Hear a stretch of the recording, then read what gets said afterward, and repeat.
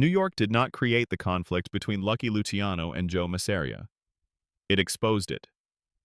By the late 1920s, the Italian-American underworld was already standing on unstable ground. What appeared to be a unified criminal structure was, in reality, a fragile balance held together by fear, tradition, and habit. Beneath the surface, two completely different visions of power were forced to coexist inside the same organization. That contradiction alone made conflict inevitable. The question was never if it would happen, only when. Joe Masseria represented the old world. Lucky Luciano represented the new one. At first, their conflict was not personal. There were no open threats, no gunfire, no public betrayals. It was deeper than that. It was a clash of philosophies, a collision between two incompatible systems of thinking about power, loyalty, and control. Once those systems began to interfere with each other, coexistence became impossible. Masseria believed in authority the way it had always existed in Sicily. Power flowed downward from the boss, unquestioned and absolute. Loyalty was enforced through fear, reinforced by tradition, and protected by violence. Orders were not discussed. Innovation was viewed as disobedience. Independence was interpreted as disloyalty. The organization existed to serve the boss, not to grow beyond him. This system had worked in the past, in small communities, in closed environments where tradition outweighed opportunity. But America was not built on tradition. It was built on speed, scale, and competition. New York in the 1920s was not a village. It was a machine. Lucky Luciano understood that instinctively.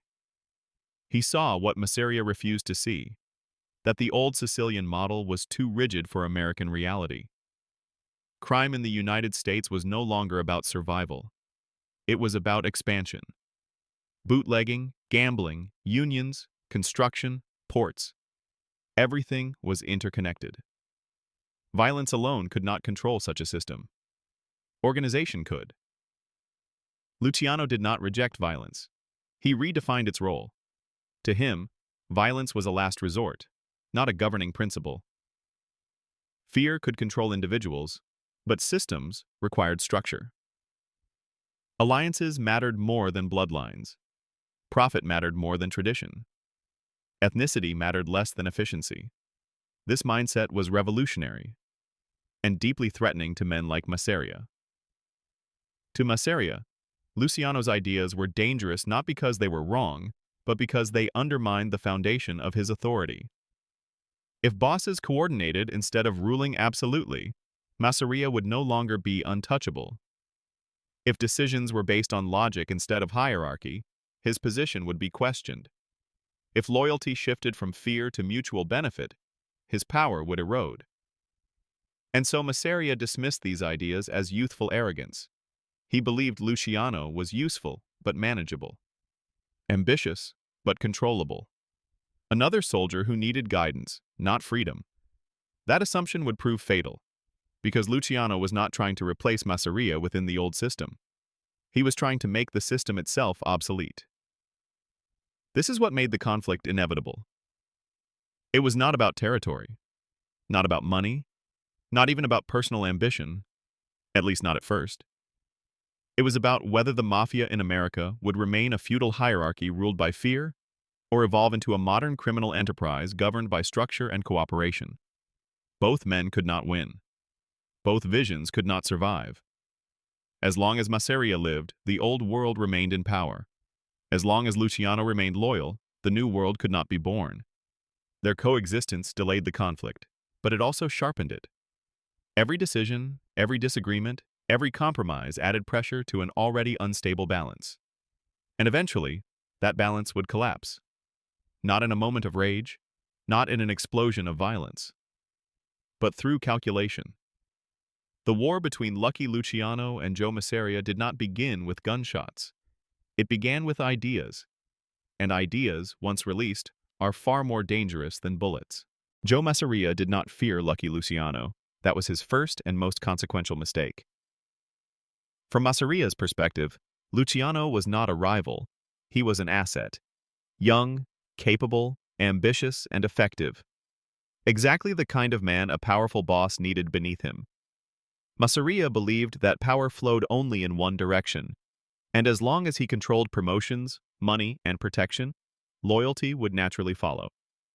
Giving Luciano influence, in his mind, was not dangerous. It was proof of dominance. So Masseria elevated him. Luciano was given authority, crews, and access. He handled operations that mattered, not symbolic errands, but real business. Money moved through his hands. Decisions passed through his circle. Other soldiers saw him as a man with Masseria's blessing. In the rigid hierarchy of the old Mafia, that kind of favor was supposed to bind a man permanently to his boss. But Masseria misunderstood the nature of the man he was empowering. Luciano accepted power differently. He did not see it as a gift.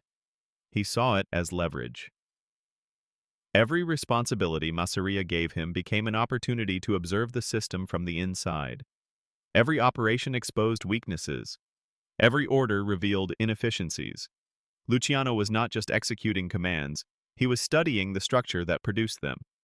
He noticed how fear slowed decision-making, how personal grudges disrupted business, how isolation between crews created unnecessary conflict, how Masseria's obsession with loyalty over competence placed dangerous men in powerful positions simply because they were obedient. And most importantly, Luciano saw how dependent the system was on Masseria himself. Too dependent. Everything flowed upward. Every dispute required approval.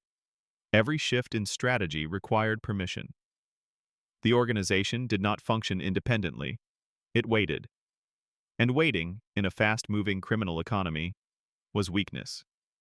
Luciano understood something Masseria never considered. The more power a boss concentrates, the more fragile the system becomes. Remove the boss, and everything collapses. Masseria, meanwhile, saw none of this. He saw obedience where there was calculation, respect where there was patience, silence where there was analysis. Luciano did not challenge him openly, and that confirmed Masseria's belief that control was absolute. But beneath the surface, the balance had already shifted. Other criminals began to notice Luciano's effectiveness. Not just Italians, but non-Sicilians, men who operated outside Masseria's worldview.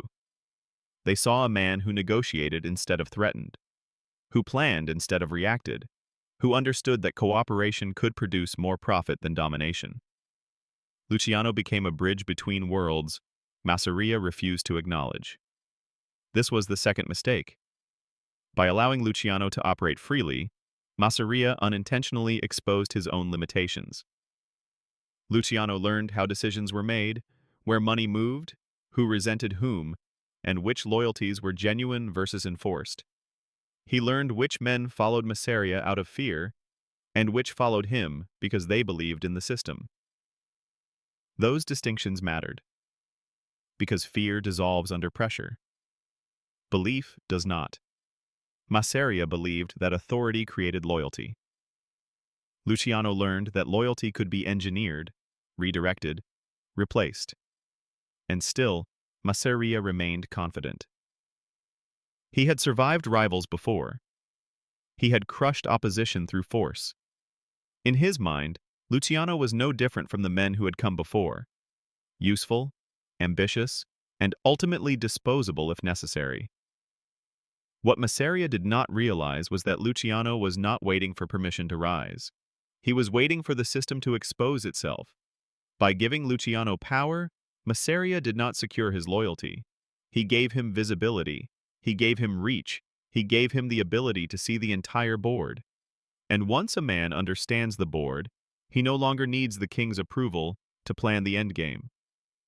The conflict was no longer theoretical. It was operational. Masseria still believed he was in control. Luciano now knew exactly how fragile that control really was. And from that moment forward, the war was no longer about ideas. It was about timing. The conflict between Lucky Luciano and Joe Masseria did not erupt overnight. It grew quietly, in the spaces where authority met frustration and loyalty collided with ambition. There were no gunshots yet. No public declarations of war. What existed instead was something far more dangerous: silent resistance. Masseria ruled through command. Luciano began to resist through calculation. As Luciano's influence expanded, so did the friction between them. Masseria expected obedience without explanation. Luciano expected logic behind decisions. This difference alone created constant tension. Orders came down that made no financial sense. Opportunities were rejected because they involved outsiders. Profitable alliances were blocked because they violated tradition. To Masseria, these were matters of principle. To Luciano, they were self-inflicted wounds. Luciano did not argue openly. That would have been suicide. Instead, he complied. Selectively. He followed orders, but interpreted them efficiently. He delivered results, but adjusted methods. He made the system work better without asking permission. And every improvement exposed how unnecessary Masseria's micromanagement truly was. This did not go unnoticed. Masseria began to sense something he could not fully articulate. Luciano was loyal but not submissive, respectful but not dependent, effective but increasingly autonomous. In the old Sicilian mindset, autonomy itself was a threat. A man who did not need constant supervision was a man who could imagine alternatives. Suspicion followed. Masseria tested Luciano in subtle ways: delayed payments, conflicting orders, unreasonable demands designed to reassert dominance. These were not punishments. They were probes. And Luciano understood exactly what they meant. The trust that once protected him was eroding. But instead of retreating, Luciano adapted. He began building relationships that existed outside Masseria's immediate control. Not formal alliances yet. That would have been premature. But channels. Lines of communication. Mutual understandings. He spoke with men who felt constrained by Masseria's rigidity. Men who saw the same inefficiencies. Men who believed the future of organized crime in America required evolution, not obedience. This was the turning point. Luciano was no longer just thinking differently. He was no longer alone in that thinking. Meanwhile, Masseria doubled down on tradition. The more threatened he felt, the more rigid he became. He demanded greater loyalty, stricter obedience, harsher enforcement. But pressure did not restore control.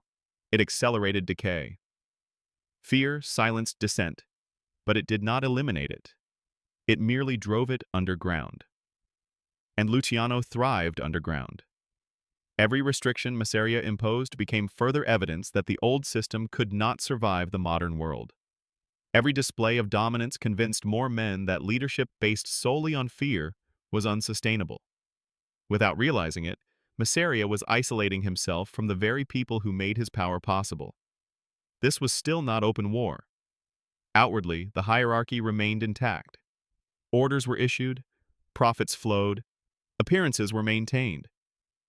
But beneath the surface, allegiance was shifting, quietly, deliberately, irreversibly. Luciano had not yet chosen betrayal, but he had chosen independence. And Masseria could feel it. The space between them grew heavier with each passing decision. Trust gave way to caution. Caution gave way to paranoia. The relationship that once benefited both men became a liability for them both. They were no longer allies. They were no longer even partners. They were two forces moving in opposite directions, bound together only by circumstance. And circumstance was running out. Because in a system built on absolute loyalty, the moment a man begins to imagine an alternative, the conflict is already underway. The war had not begun with violence, but it had already begun. The moment Lucky Luciano chose a side, the conflict stopped being theoretical. Up to this point, everything could still be interpreted as ambition, adaptation, or quiet resistance. Luciano had not yet crossed the line that could not be uncrossed. He had questioned authority, stretched boundaries, and built independence. But he had not betrayed Joe Masseria. That distinction mattered, because in Masseria's world, disobedience could be punished. Betrayal could only be answered with death. Luciano understood this better than anyone. Choosing a side meant accepting that one of them would not survive. The decision did not come from anger or impatience. It came from calculation. Luciano looked at the structure Masseria represented and saw a dead end. No reform was possible as long as Masseria remained in power. No evolution could occur without destroying the authority that enforced tradition through fear. The system was too centralized, too rigid, too dependent on a single man. As long as Masseria lived, the future Luciano envisioned could not exist. That realization forced Luciano into an uncomfortable truth. Neutrality was no longer an option. Every day he remained under Masseria's command increased the risk of being eliminated himself. Suspicion was growing. Trust was fading. In the old Mafia logic, a powerful subordinate eventually became a liability. Luciano could either act or wait to be removed. He chose to act. Quietly, carefully, Luciano began shifting his allegiance away from Masseria and toward those who opposed him. These were not impulsive moves. They were strategic alignments. He did not pledge loyalty in emotional terms. He offered value: information, coordination, stability. He positioned himself not as a rebel, but as a solution. This was the true betrayal, though no blood had been spilled yet. Luciano did not inform Masseria. He did not confront him. He allowed the illusion of loyalty to remain intact while building a parallel reality beneath it. Outwardly, he was still a trusted lieutenant. Inwardly, he was preparing the conditions for Masseria's removal. What made this choice irreversible was not the alliances themselves, but the intent behind them.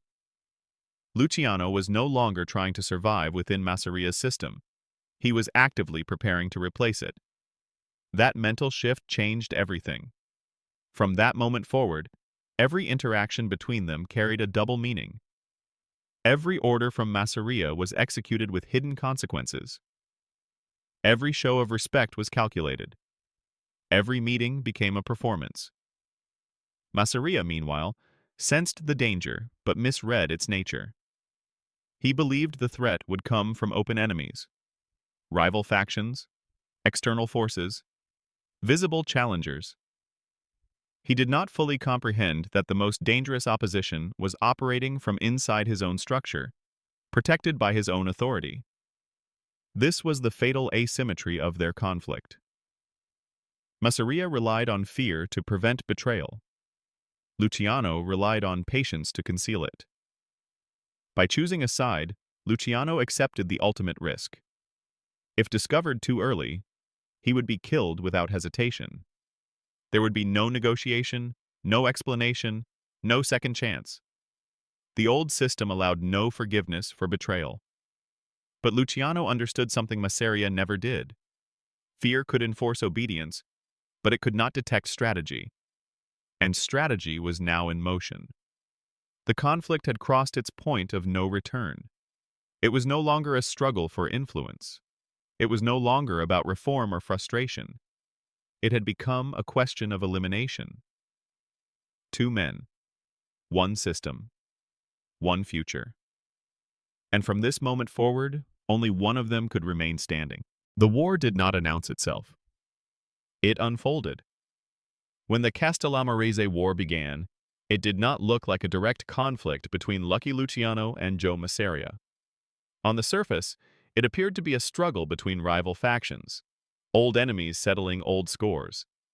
But beneath that surface, the war functioned as something far more dangerous, a pressure test of Masseria's authority, and a cover for Luciano's strategy. Masseria believed he was fighting external enemies. In reality, the war was exposing his internal weakness. As violence spread through New York, Masseria tightened his grip. He demanded absolute loyalty, issued harsher orders, and relied increasingly on fear to maintain control. Assassinations became frequent. Trust evaporated. Every man became a potential traitor. In Masseria's mind, the solution to instability was more domination. Luciano watched closely. War created chaos, and chaos revealed structure, or the lack of it. Masseria's centralized system struggled under pressure. Decisions bottlenecked. Crews waited for instructions that came too late. Retaliations escalated without coordination. Violence replaced strategy. Luciano did not challenge these failures. He used them. He positioned himself as efficient, calm, and reliable amid the disorder. He delivered results while others panicked. He stabilized operations that Masseria could no longer manage effectively. To many, Luciano began to look less like a subordinate and more like an alternative. This shift was subtle but profound. Masseria, consumed by the war, failed to notice how dependence on Luciano increased. He relied on him to manage conflicts, handle logistics, and maintain cash flow. Each responsibility placed more of the organization's survival in Luciano's hands. Each success made Luciano indispensable. And indispensability is dangerous in a system built on fear. As the war dragged on, Masseria grew paranoid. He suspected betrayal everywhere, yet he trusted the one man who understood the system well enough to dismantle it. This was not because Masseria believed in Luciano's loyalty. It was because he believed in his own authority. He assumed fear alone could prevent betrayal. Luciano understood the irony. The war also changed the psychology of the underworld. Prolonged violence exhausted the rank and file. Soldiers grew tired of dying for abstract traditions. Profits suffered. Stability disappeared. The idea that there might be a different way, a more rational way, gained traction. Luciano did not promote this idea openly. He allowed others to arrive at it themselves.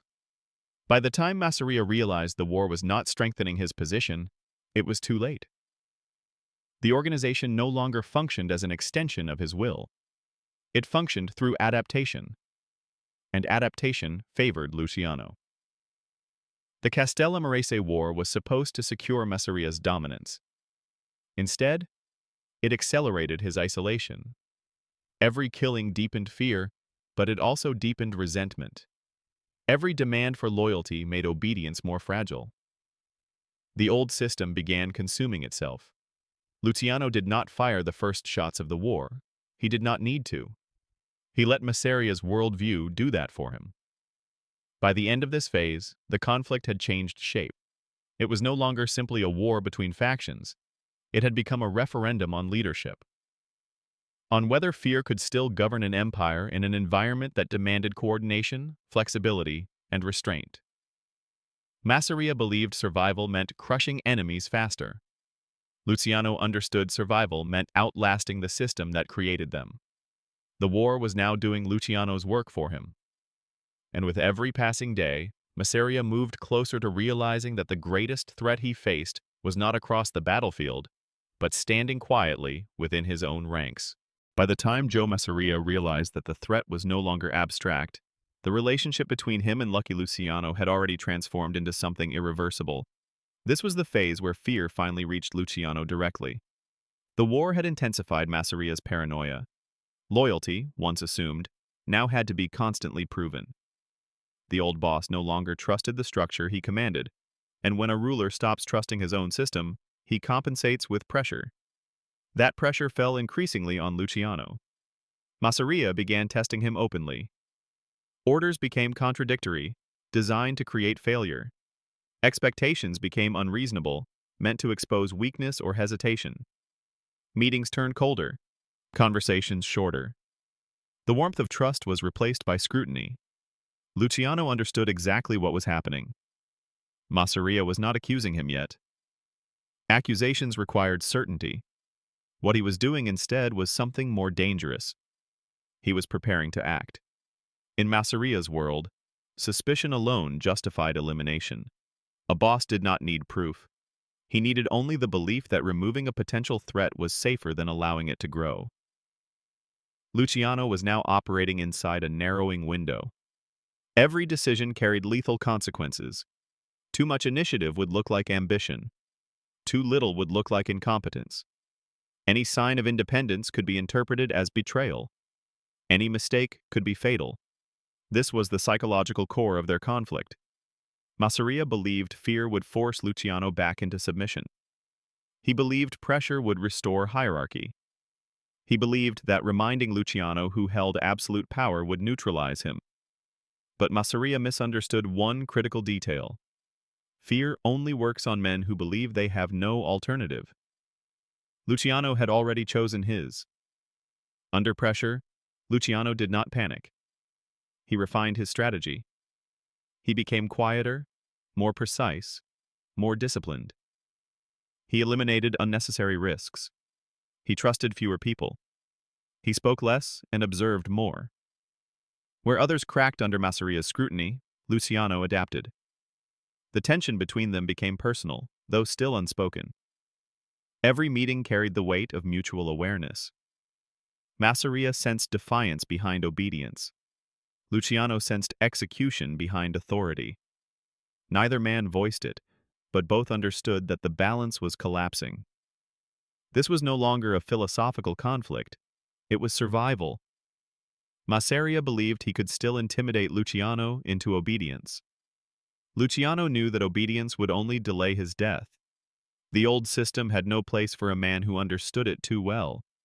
Even loyalty could not protect someone who had become indispensable and independent at the same time. That paradox sealed Masseria's fate, because in a fear-based hierarchy, a subordinate who cannot be replaced becomes a threat, and threats are eliminated. Luciano reached the final conclusion. Waiting was no longer safer than acting. The longer Masseria lived, the greater the chance that Luciano would be removed first. The conflict had reached a point where delay favored only one man, and it was not Luciano. This realization did not bring emotion. It brought clarity. The relationship between boss and lieutenant had collapsed into a silent standoff. There was no trust left to salvage, no loyalty left to prove, no illusion left to maintain. One of them would have to disappear. And for the first time, Luciano understood that the question was no longer if Masseria would die, but when. The conflict had stripped itself down to its core. Control versus survival, fear versus strategy. And in that equation, only one approach could prevail. The decision to remove Joe Masseria was not made in anger. It was made in silence. By this stage, Lucky Luciano no longer viewed Masseria as a rival or an obstacle. He viewed him as a structural failure, a liability that endangered everyone connected to him. The conflict had moved beyond personal survival. It had become about ending a system that could no longer sustain itself. Masseria's rule had reached its limit. Fear still existed, but it no longer produced stability. Violence still enforced obedience, but it no longer produced loyalty. The organization was functioning despite Masseria, not because of him, and Luciano understood that as long as Masseria remained alive, chaos would continue to escalate until the entire structure collapsed. This was the moment where calculation replaced hesitation. Luciano examined every alternative. Exile was impossible. Submission was temporary. Waiting was suicidal. Reform was unthinkable. There was only one outcome that removed the threat completely and allowed a new order to emerge. Masseria had to be eliminated. The gravity of that conclusion cannot be overstated. In the old Mafia worldview, killing a boss was not just murder, it was sacrilege. It violated every tradition Masseria believed protected him, and that was precisely why it had to be done. Tradition itself was the shield that kept the old system alive. Luciano did not rush the decision. He measured consequences carefully. Removing Masseria too early would create instability. Removing him too late would risk Luciano's own life. Timing was everything. Equally important was isolation. Luciano understood that a boss only appears powerful when surrounded by unquestioned loyalty. Remove that loyalty, and the power becomes an illusion. By the time the decision was finalized, Masseria was already isolated, paranoid, distrusted, and increasingly alone. Fear kept men silent, but silence was not support. This isolation made the plan possible. Luciano also understood another critical factor. Masseria could not be removed through force alone. A public assassination during open conflict would fracture the organization and invite endless retaliation. The old system would die violently, but nothing stable would replace it. The removal had to be clean, quiet, controlled.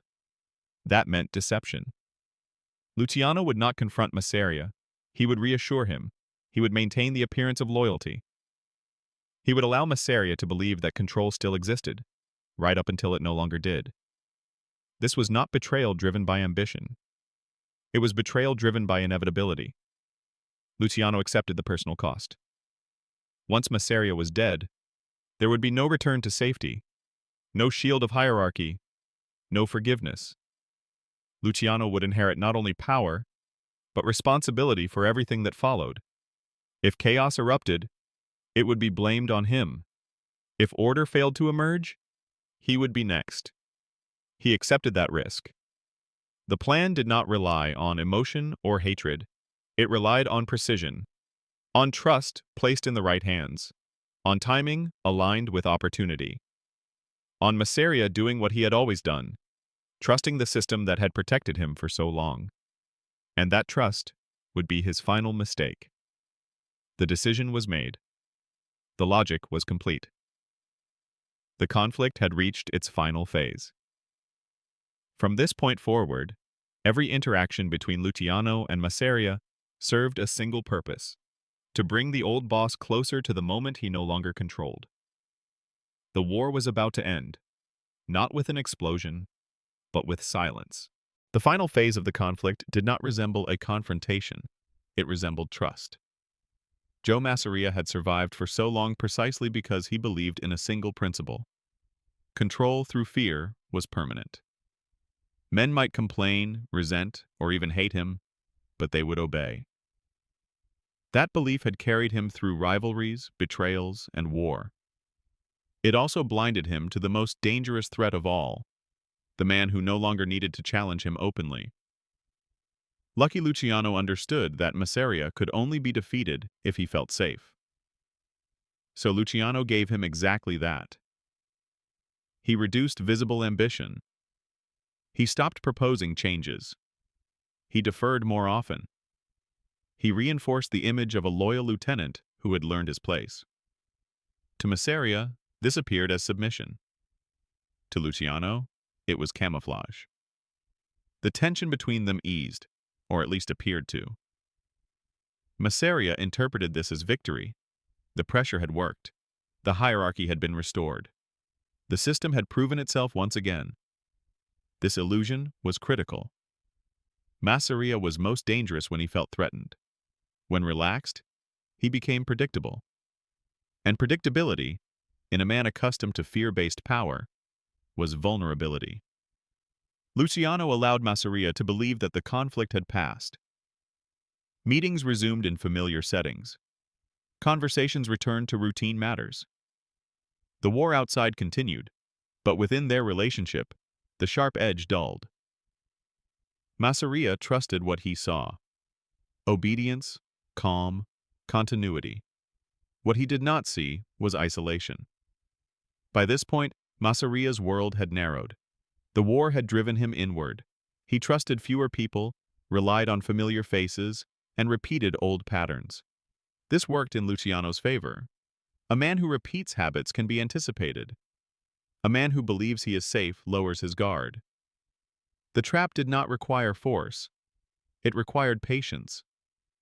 Luciano understood that the final act could not look like a coup. It had to look like routine. A normal meeting. A casual moment. Something unremarkable. Violence announced in advance invites chaos. Violence hidden inside familiarity ends wars. Masseria agreed to meet Luciano not because he suspected danger, but because he didn't. That was the ultimate success of the deception. In Masseria's mind, Luciano had returned to his role. The ambitious lieutenant had been reminded of his place. The threat had been neutralized without bloodshed. The old system had proven superior once again. Luciano did not correct this assumption. Every step toward the meeting reinforced Masseria's belief that he remained in control. That belief was the final protection he surrendered. The conflict that had begun with ideas, matured through pressure, and sharpened through war was now reduced to a single moment of proximity. No declarations, no speeches, no warnings. Just trust.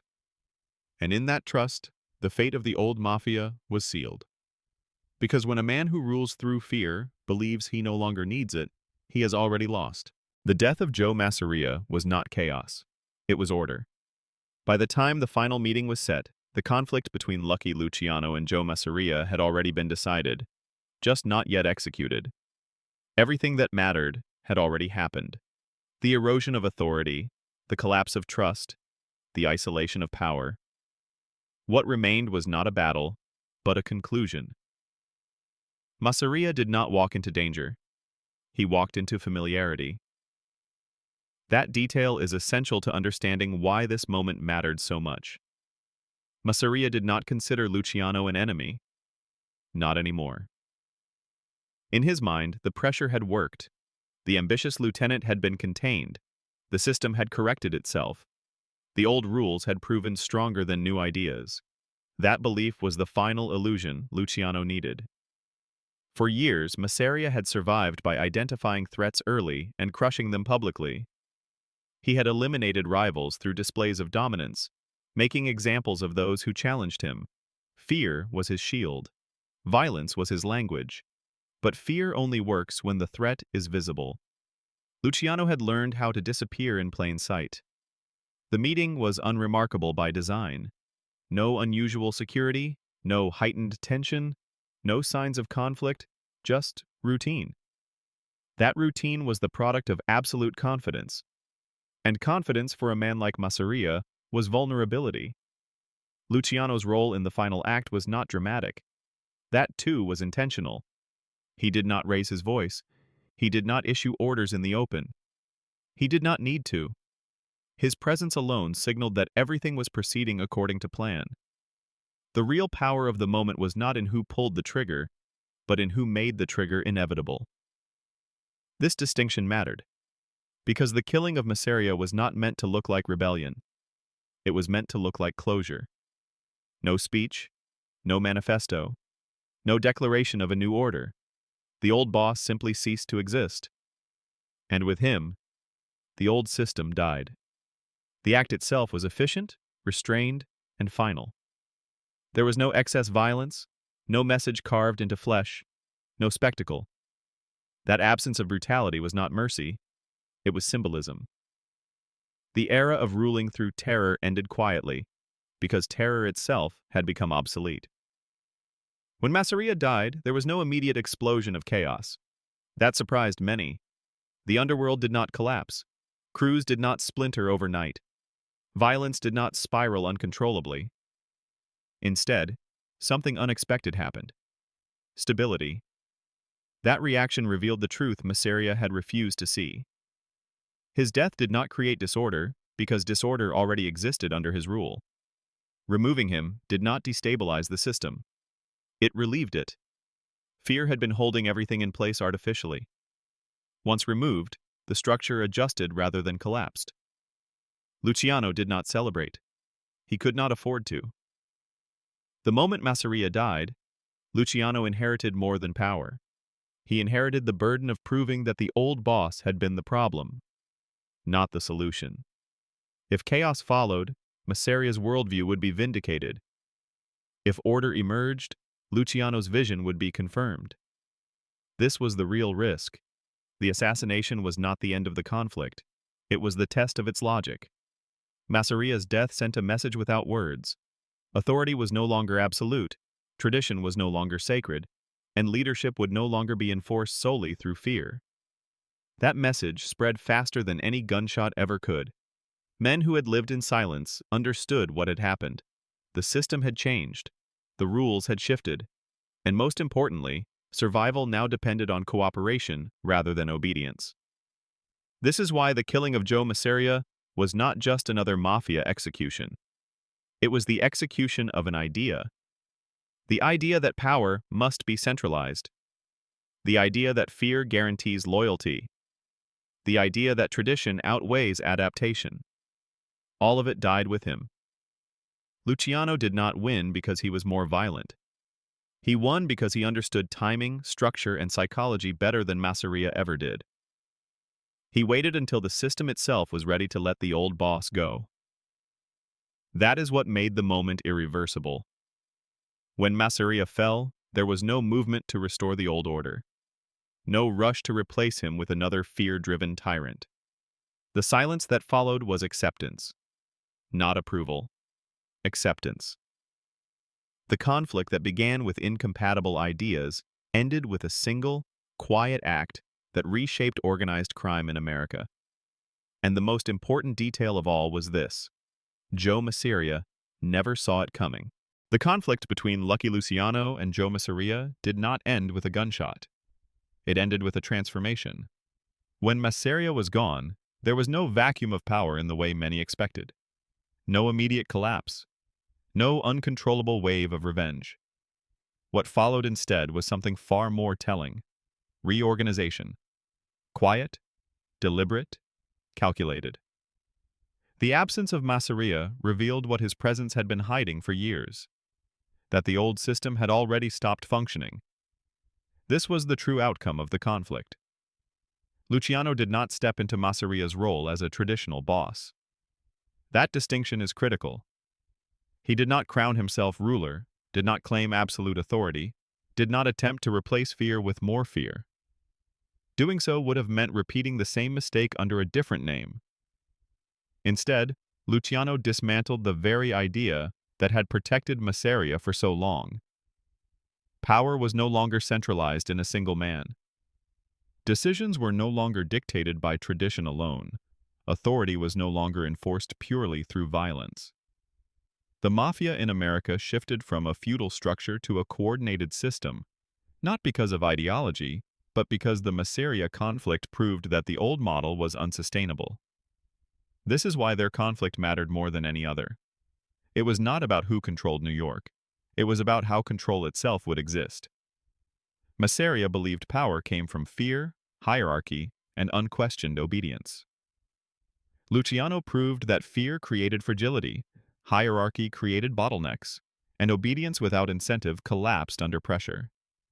The Castellamarese War and Masseria's death did not destroy the Mafia. They forced it to evolve. Luciano's victory was not emotional. It was structural. He survived not because he was stronger, but because he understood systems better.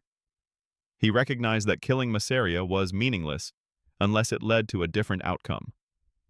That understanding separated him from every old-world boss who believed power ended at the trigger. The aftermath confirmed his logic. Without Masseria, alliances became more stable, violence became more selective, profit became the priority over pride, decisions became collective rather than personal. The Mafia became harder to dismantle precisely because it became less visible, less impulsive, and less dependent on a single figure. That was the real legacy of the conflict. Joe Masseria lost because he believed the past could rule the future unchanged.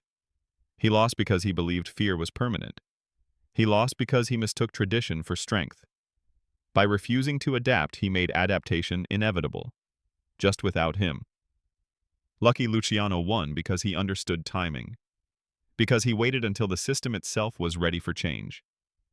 Because he did not fight the old world head-on. He let it collapse under its own weight. Their conflict marked the end of one era and the birth of another. Before Masseria's death, Mafia power in America was personal, rigid, and unstable. After it, power became distributed, flexible, and strategic. That shift shaped organized crime for decades. Every major structure that followed, every family, every commission, every alliance, carried the imprint of this conflict. Not because Luciano was celebrated, but because Masseria was no longer possible. This is why the Luciano-Masseria conflict stands above all others. It was not just a battle between two men. It was a confrontation between two philosophies of power, and only one could survive in the modern world. The old Mafia died quietly. The new Mafia did not announce itself. It simply continued, stronger, colder, and more organized than ever before. And it all began the moment one man realized that fear was no longer enough.